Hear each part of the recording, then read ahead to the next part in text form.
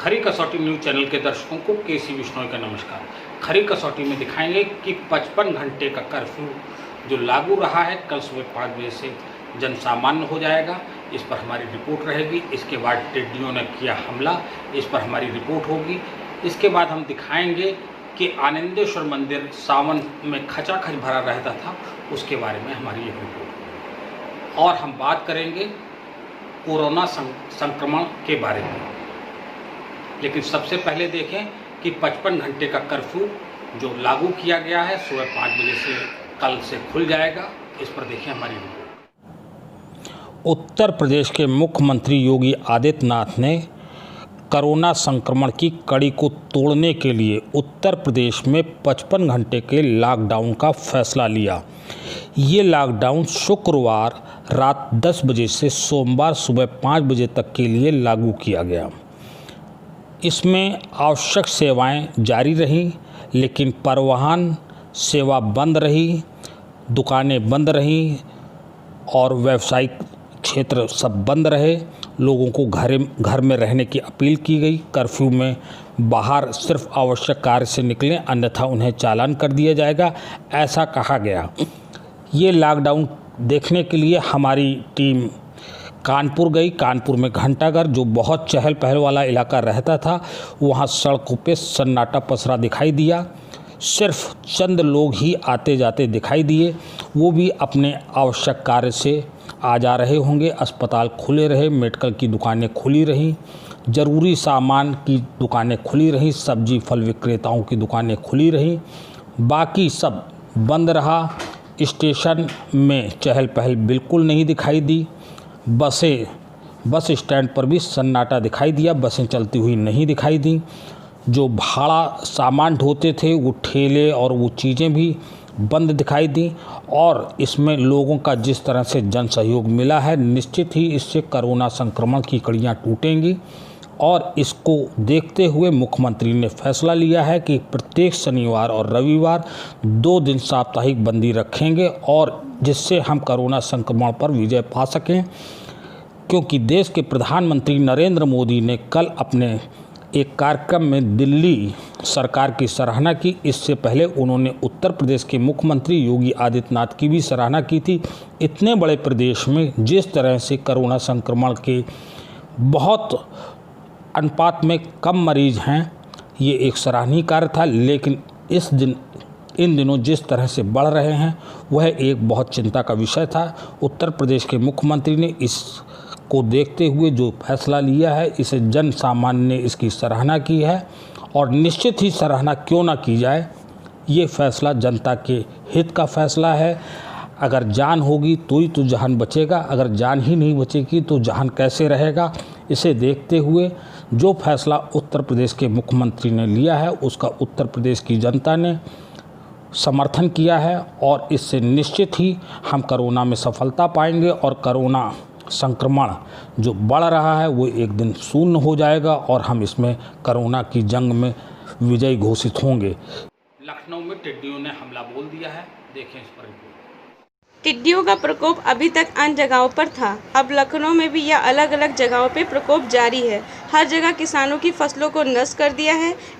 टिड्डियों के प्रकोप को रोकने के लिए नगर निगम ने कसी कमर। नगर आयुक्त ने आदेश पर लखनऊ में नगर निगम के 12 डीजे बैंड मंगाकर टिड्डियों को भगाने का अभियान चलाया। जहां टिड्डियां होंगी वहां तेज आवाज़ में बजाकर टिड्डियों को भगाया जा सकता है।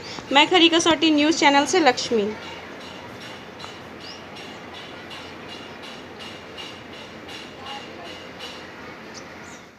कि आनंदेश्वर मंदिर सावन में खचाखच भरा रहता था, उसके बारे में हमारी ये रिपोर्ट। सावन के पहले सोमवार को लेकर शहर के सबसे प्राचीन मंदिर परमठ आनंदेश्वर बाबा के दर्शन के लिए भक्तों की भीड़ उमड़ पड़ी है। आनंदेश्वर मंदिर परमठ कानपुर में बहुत प्रसिद्ध शिव मंदिर है, जो कि जूना अखाड़ा से संबंधित है। आइए जानते हैं इसका इतिहास। आनंदेश्वर मंदिर के महंत रमेश पुरी ने बताया, इस मंदिर का इतिहास महाभारत काल के पहले का है। गंगा किनारे करीब 3 एकड़ में बना है ये मंदिर। प्राचीन समय में यहाँ एक विशाल टीला हुआ करता था, जिसके आसपास उस समय के राजा की कई गायें चरने के लिए आती थी। उन्हीं गाय में से एक गाय थी आनंदी गाय, जो उस समय टीले पे जाके बैठती थी जब वहाँ से चलने लगती तब वहाँ वह अपना सारा दूध टीले पे ही देती थी। जब राजा को इस विषय में पता चला तो वह कई दिनों तक इसे देखता रहा। एक दिन राजा ने गाय को खुद ब खुद दूध बहा देने का रहस्य जानने के लिए टीले की खुदाई करवाई। कहते हैं 2 दिन की खुदाई के बाद उस टीले से एक शिवलिंग निकला। भोलेनाथ का शिवलिंग देख राजा ने उस शिवलिंग की स्थापना वहाँ कराकर रुद्राभिषेक कराया। वहाँ शिवलिंग मिलने से गाय ने भी वहाँ अपना सारा दूध बहाना बंद कर दिया। ऐसे में उस गाय के नाम पर वहाँ मिले भोलेनाथ का नाम आनंदेश्वर रखा गया। मुख्य रूप से भगवान शिव जी का मंदिर होने के कारण प्रत्येक वर्ष सावन के महीने में इस मंदिर का दृश्य देखते ही बनता है, परंतु इस वर्ष कोरोना के चलते स्थिति विपरीत है। लोग अपने घरों से ही भगवान शिव की आराधना कर रहे हैं। मैं कामनी, खरी कसौटी न्यूज़ से।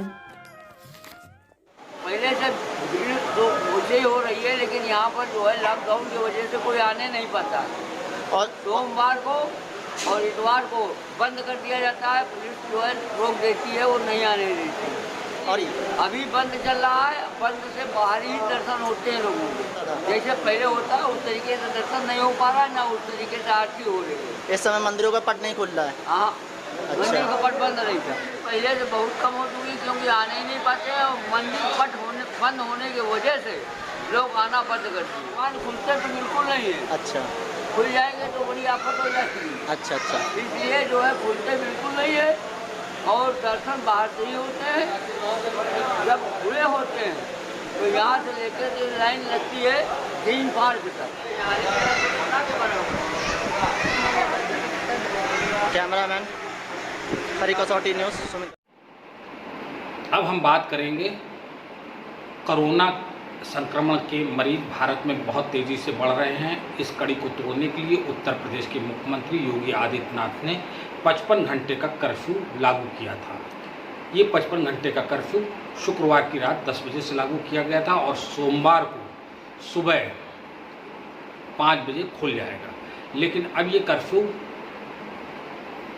अक्टूबर तक ऐसे ही किया जाएगा, जिससे कोरोना का जो संक्रमण बढ़ रहा है उसे बिल्कुल रोका जाए, बल्कि कोरोना को ख़त्म किया जाए उत्तर प्रदेश से, ऐसा किया जाएगा। इसके अलावा हम आपको बता दें कि महाराष्ट्र में महानायक, सदी के जो महानायक अमिताभ बच्चन हैं वो कोरोना पॉजिटिव हैं।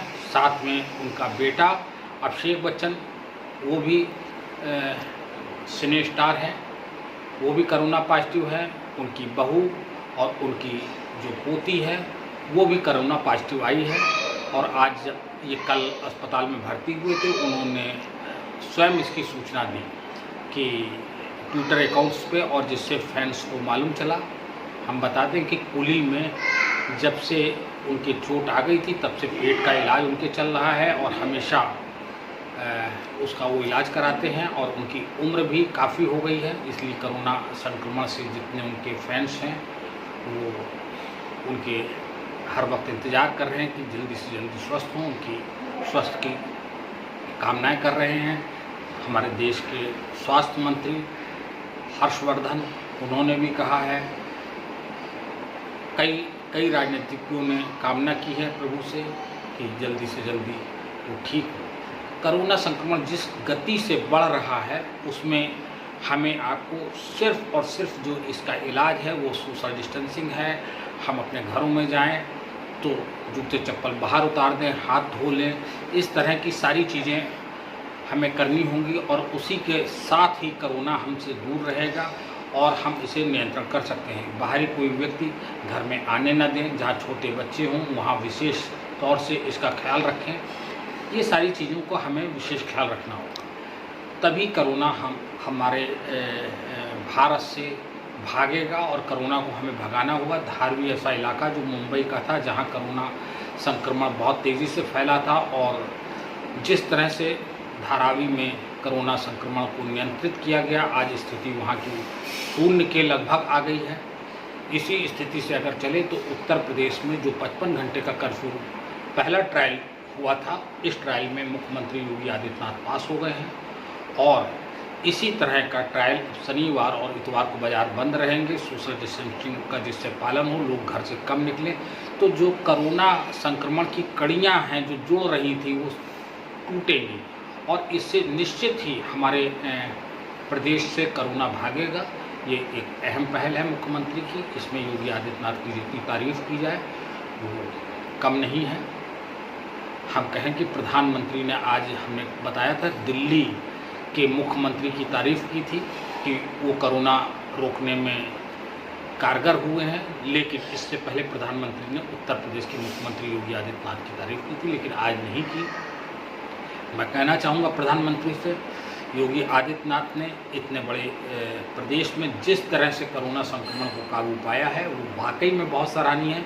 उसके लिए उनकी जितनी प्रशंसा की जाए वो कम है।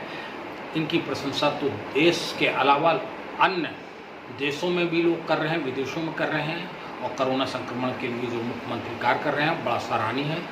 इसी के साथ हम लेते हैं विदा। हमारा व्हाट्सअप नंबर नोट कर लें 9415006460। तो फिर मिलेंगे, तब तक के लिए लेते हैं विदा। नमस्कार।